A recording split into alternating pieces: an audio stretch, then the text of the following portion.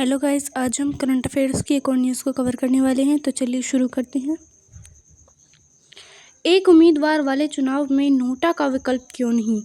Supreme court ने सवाल पूछा है केंद्र सरकार से कि अगर कोई एक व्यक्ति उम्मीदवार है, वो वोट लेने के लिए खड़ा हुआ है, तो उसमें नोटा का विकल्प क्यों नहीं दिया जाता, मतलब इनमें से कोई नहीं का विकल्प क्यों नहीं दिया जाता। सुप्रीम कोर्ट का प्रश्न।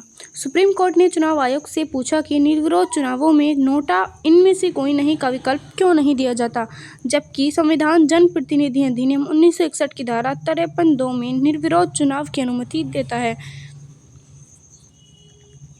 क्या है प्रक्रिया? क्यों पूछा गया प्रश्न? प्रक्रिया है कि चुनाव के दौरान अगर किसी सीट पर केवल एक उम्मीदवार खड़ा है तो उसे निर्विरोध विजेता घोषित कर दिया जाता है। इसी प्रक्रिया पर सुप्रीम कोर्ट ने प्रश्न पूछा है। अब क्यों पूछा है प्रश्न? दरअसल इसे लेकर सुप्रीम कोर्ट में एक याचिका दायर की गई थी। याचिका में जनप्रतिनिधि अधिनियम 1961 की धारा 53(2) को चुनौती दी गई थी। केंद्र सरकार का जवाब। नोटा को किसी उम्मीदवार के बराबर का दर्जा नहीं दिया जा सकता और न ही वो जनप्रतिनिधि अधिनियम 1951 के तहत माना जाता है। नोटा महज एक विकल्प है जो उम्मीदवार की परिभाषा में फिट नहीं बैठता है।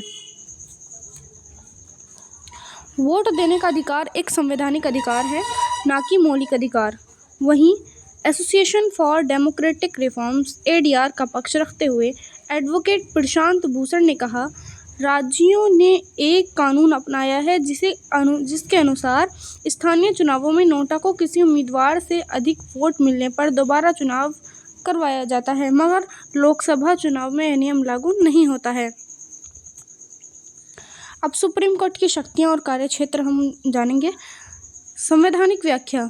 सुप्रीम कोर्ट संविधान के प्रावधानों की अंतिम व्याख्या करता है, जिससे यह सुनिश्चित होता है कि कानून संवैधानिक सिद्धांतों के अनुरूप है। कानून की घोषणा। सुप्रीम कोर्ट द्वारा घोषित कानून भारत के सभी न्यायालयों पर बाध्यकारी होता है, जिससे कानून की एकरूपता बनी रहती है। ये अनुच्छेद 141 में दिया गया है। न्यायिक समीक्षा। सुप्रीम कोर्ट के पास संसद या राज्य विधानसभाओं द्वारा बनाए गए किसी भी कानून की संवैधानिकता की जांच करने की शक्ति है। मौलिक अधिकार का संरक्षक। यह नागरिकों के मौलिक अधिकारों की रक्षा करता है और उनके उल्लंघन की स्थिति में सीधे रिट जारी कर सकता है, जो कि अनुच्छेद 32 में दिया गया है। सलाहकारी क्षेत्र।